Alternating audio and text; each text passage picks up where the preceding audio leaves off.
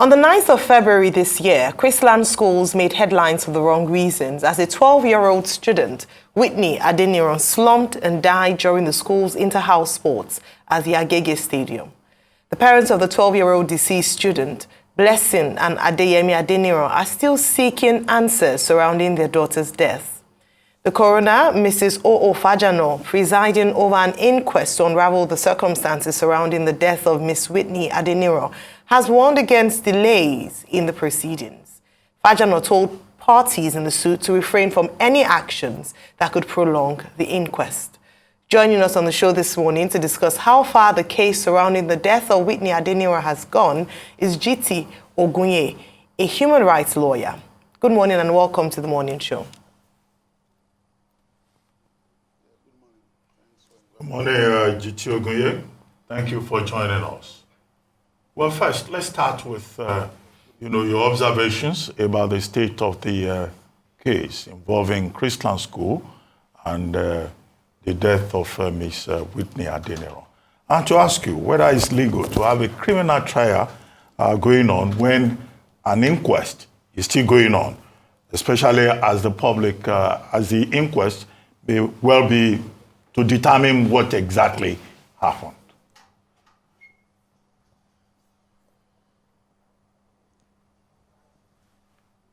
Did you hear me? Hello? Yes, fitfully. Okay, but you can hear me now. I want the thing that you are saying, Doctor. Okay, I wanted you to comment on the case. Yes, I wanted you to comment on the Whitney Adeniran case, and then to ask you whether it is legal for a criminal trial to be ongoing when an inquest is still ongoing, when in fact the inquest, the coroner's inquest, is to determine what exactly happened. Is this standard practice? Yes. Now, thanks for inviting me again. The topic that we're discussing this morning is a very sensitive one.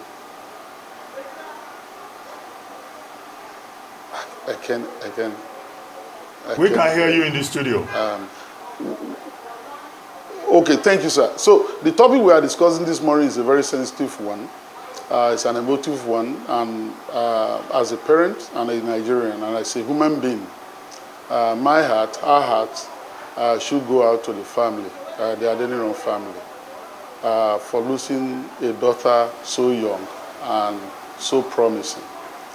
And very instructively, to Chrisland School, for losing a student. I do not proceed from the assumption that the school will wish to have their student die and to be in the news for the wrong reasons, as I pointed out earlier. And so our hearts should also go to them. Now, as we speak, the matter is sub judice. A charge has been laid against Chrisland School and 3 of its staff members, including the principal of the school. They've been arraigned in court, and then the inquest that followed the death is still ongoing. As of yesterday, there was a hearing yesterday. And so, for me, what is going on is indeed very strange. Under the Corona Systems Law of Lagos State, published in the Laws of Lagos State 2015, Chapter 15, Volume 3, general provisions are made for Corona inquest to be ordered and to be conducted. There is no specific provision in that law that prohibits a criminal charge being laid while that inquest is ongoing.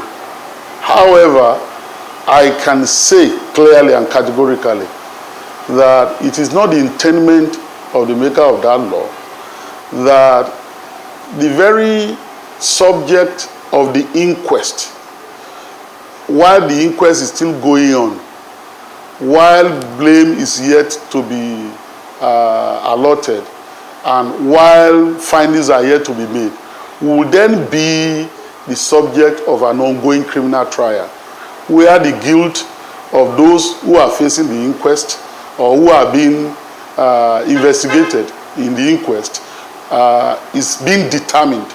In other words, the law does not envisage that an inquest and a criminal trial on the same subject will go contemporaneously, or that they will be simultaneously conducted. And therefore, my view, with profound respect, is that what the Lagos State has done is bizarre and is quite strange. It is not expected that while an inquest is going on, then a trial will also commence.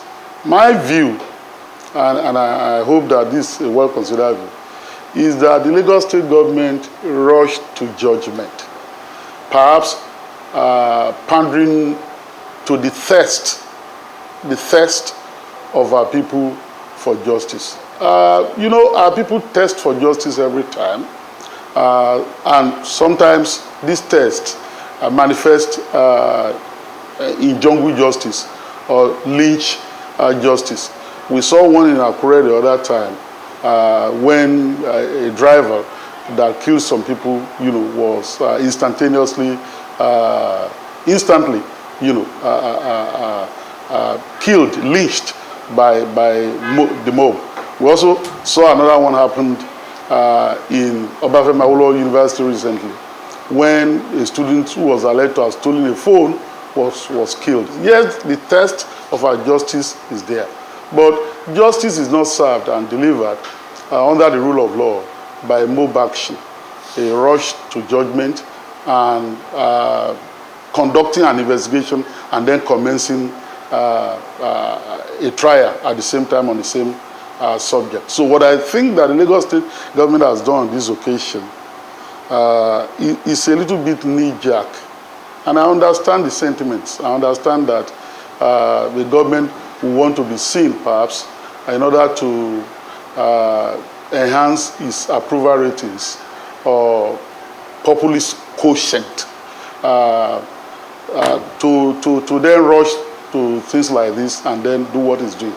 But on this occasion, I would say that the Lagos State government has not proceeded methodically. For example, when the incident happened at Agege Stadium, which was the scene of the alleged involuntary murder or negligent murder that occurs by negligence, or involuntary manslaughter, no murder, that's heavy, involuntary manslaughter.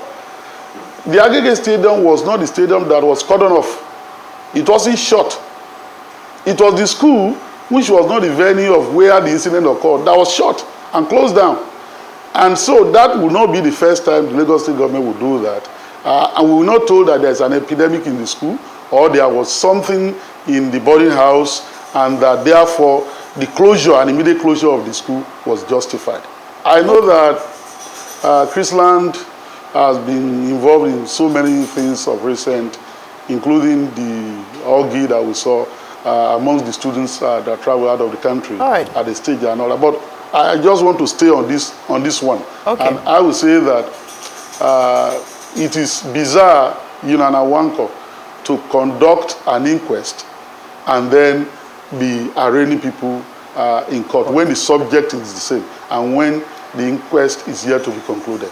All right, Mr. Ogunye, do you think, though, that because when this matter happened, the Lagos State government, through its Commissioner for Education, had said that they were going to conduct an investigation, at least initial investigation, before taking action?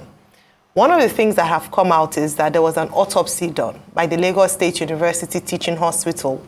And the outcome of the autopsy is that Whitney Adeniran had died of asphyxiation and electrocution. That was the outcome of that particular autopsy. Also, you have mentioned negligence. do you not think that in terms of the duty of care, erring on the side of caution, perhaps that was the justification for the actions that the Lagos state government took? Because if there were preliminary investigations done and there was seen to have been a dereliction of duties that could have necessitated what happened, their first response would be the duty of care to other children in that school to ensure that something of that nature does not happen. Because we often talk about being reactionary and, not, rather than that to preempt what could happen. Do you not think this was acting in the best interest of the other students in the school?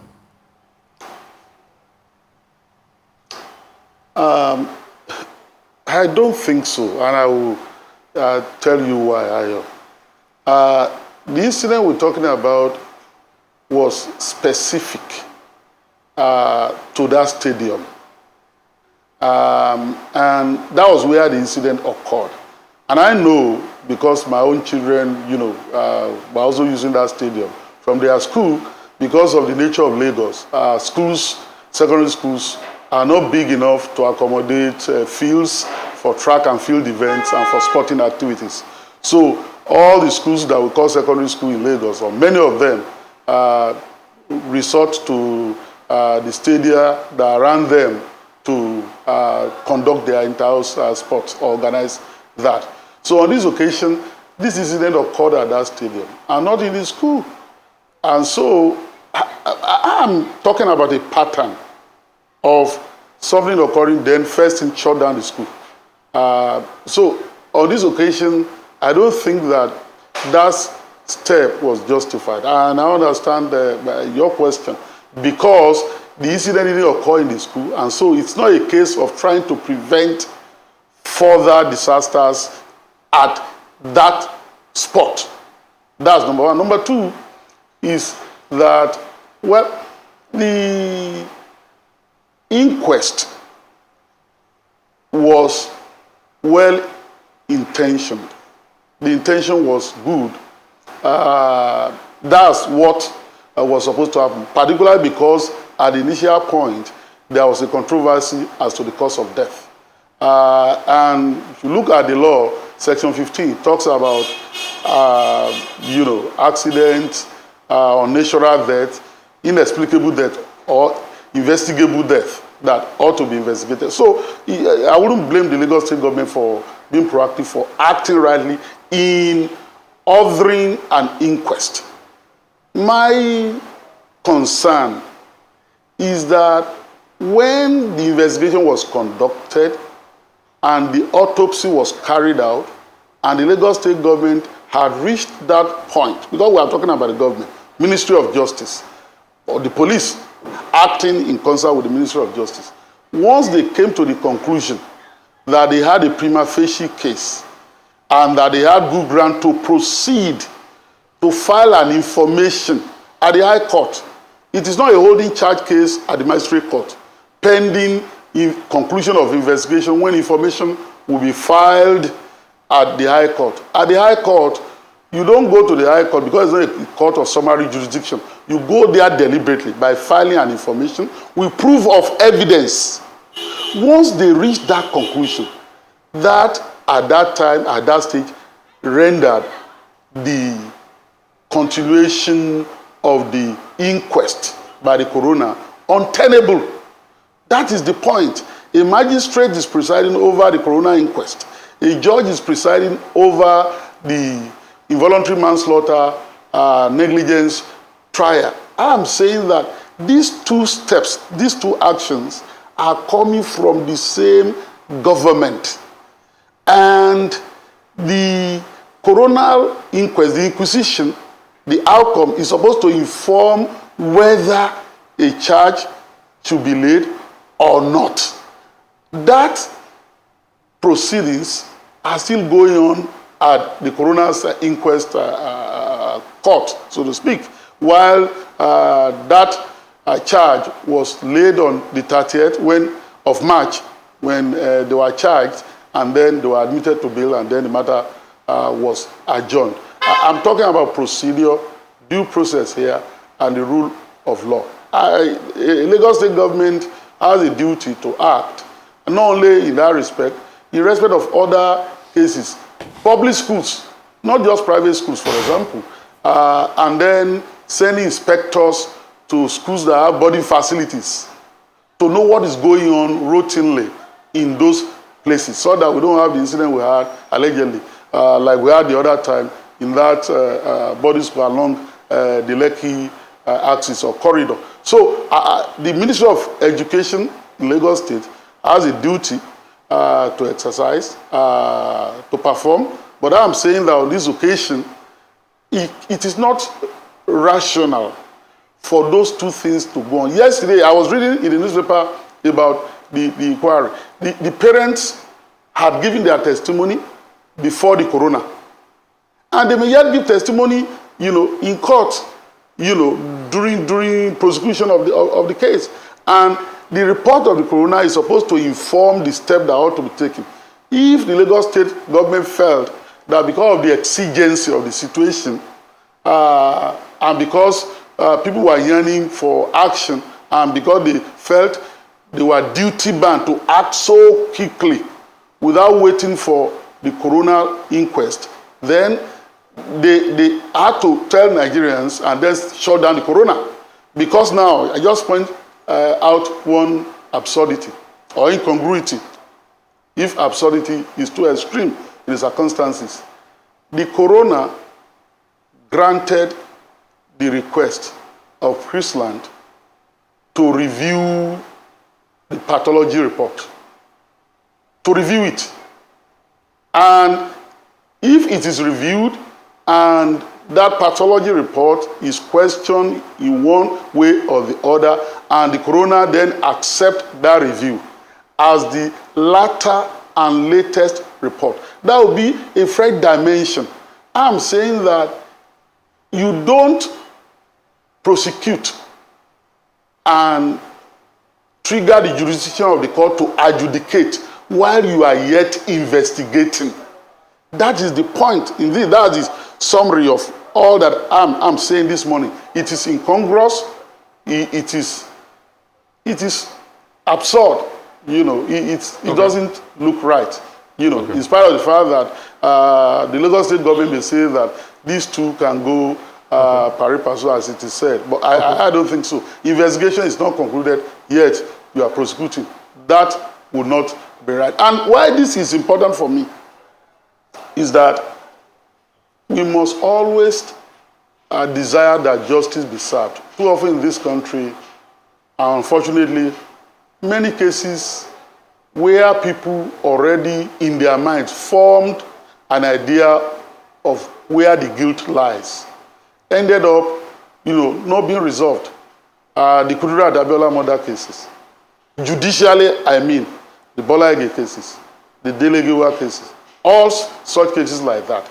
So when a 12-year-old child died in that unfortunate situation, and the parents in tears are saying, our daughter was okay when she left home. If she wasn't okay, we wouldn't have allowed her to go to school. If she wasn't okay, we wouldn't have allowed her to engage in sporting activities and all that. Something happened, and that Chrisland was not telling the truth. Against the backdrop of what Chrisland had been portrayed to be in the past, it was incumbent on the authority to ensure that this time around, the truth is established and justice is served. And the authorities were acting rightly when they said, look, a coroner was going to make an inquiry. I wouldn't want to say that the Lagos State was such in a hurry, or that the situation warranted that it had to go to court immediately when its corona inquest is still ongoing. So the two cannot be going together. And that may even implicate trial, because we cannot second guess what the corona will do, and parties are bound to take advantage of the proceedings in which they participate, so that tomorrow, when the trial then commences proper after the arraignment, they can then say, oh, the coroner said this, and this is the report of the coroner. That's different from what you are saying now, and so on and so forth. So it's not tidy. That's all I want to say. Okay. Thank you so much for your insight, sir. I'd like to ask, so why do we always come around this point? I'm happy you talked about the case of Sylvester Romani. I remember how everybody analyzed, they talked about it and all of that. So why is it that we're always back here? It's obvious we don't learn.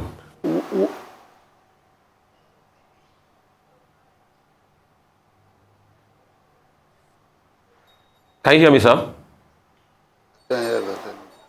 Yes, I can hear you now. Yes. Yeah. So okay. I say, why is it that we're always back here? I can hear you no more. Okay. Let me assert a response or a guess. I think that while it may be acceptable for people to act on the spur of the moment and be mercurial in their approach to personal issues, government acts ought to be more deliberate because there must be a lot of thinking into what government does. And when we're talking about the investigation of crime, the police is supposed to be a neutral body, an efficient body. The Ministry of Justice is supposed to be an efficient body, a dispassionate body, so that even when a matter is so emotive and there are a lot of sentiments around it, and that people are yearning for justice, there is hue and cry outside there, in a calm and dispassionate manner.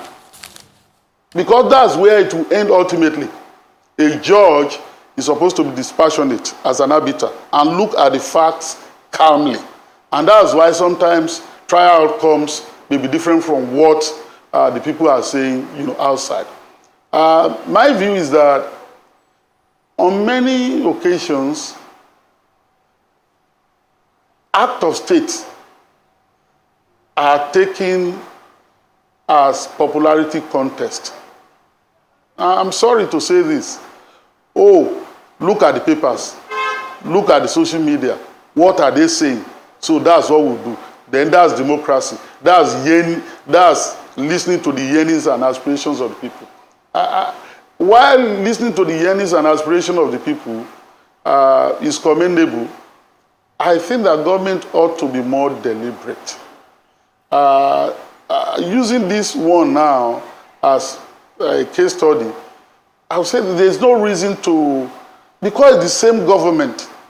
And I know that those who are in the Ministry of Justice, the lawyers there, the learned colleague handling the, Mr. George, handling the corona on the side of government, the smart people, the intelligent people. But at a decision-taking level, if you are an attorney general of a state, and that attorney general knows the law, knows everything, and you have this kind of situation, why will you authorize immediate prosecution? Well, without rounding off the corona inquest? Or if you have to, because you believe that all the facts are in, the autopsy report is out, there is no reason to delay any longer, you have a case locked up, so why won't you shut down the corona and create a situation in which parties will be going before the corona and then going before the court? Okay. So that point. I think it boils down to not being very deliberate on certain matters, Okay, and not being that point, very dispassionate about it. That point has been well made. You started from that point, and as you are beginning to round up now, you are back there. And let me ask you, you refer to social media. Yeah. Now, what do you think of the impact of the social media on our judicial processes? It's not just in this particular case that we find all kinds of ignorant people giving judgments, reviewing court cases on Twitter, on other platforms on social media, and trying to insist on this is what should be the outcome of judicial process. How much threat do you think that poses to the integrity of our judicial process? Briefly, because we have to go now. Okay, now I think there is something that is very concerning at this point, because our judges are not expected to behave like the ostrich. bury their heads in the sand and not think about what is going on in society. Perhaps they use social media too, although there could be a judicial policy on use of social media by judges, but they will read what is going on and they may be impacted thereby. I think that the impact is huge. If anybody is still saying that the social media does not impact in what we do, impact our lives for good or for ill, I think that the person will be deceiving himself. I think that because of the fluidity and because of the spread, while law enforcement may not be an answer to that menace, quote and unquote, I think that something will have to be done about it, and it's something that will have to be well thought through, so that it will not then appear that the judiciary or the government that is supposed to enforce is muzzling the right to freedom of speech and the free exercise of the freedom of speech. So it's a delicate path that we have to walk, a delicate balance that we have to strike, but certainly something has to be done about it, because it's disconcerting and it impacts more so when a notion could have been popularized as what will be the likely outcome of a case that is going on, or what the decision is likely to be, and then the court comes out to say a different thing. Of course, that will be bedlam, because an opinion is already formed. And mind you, finally, the court talks about the ordinary person in the street, the common man on the street. That common man on the street has access to social media. His thoughts and his beliefs are formed by the social media. All right. And so if the judiciary measures its, the rightness of his decision from how the common man perceives his judgment and output, the judiciary had better be concerned about that common man that is being manipulated, quote and unquote, now by social media, particularly about trial outcomes and justice delivery. Yeah. Thank you so much, Mr. Jiti Ogunye, human rights lawyer, for your time with us examining the case of Miss Whitney Adeniran, of course, Chrisland School.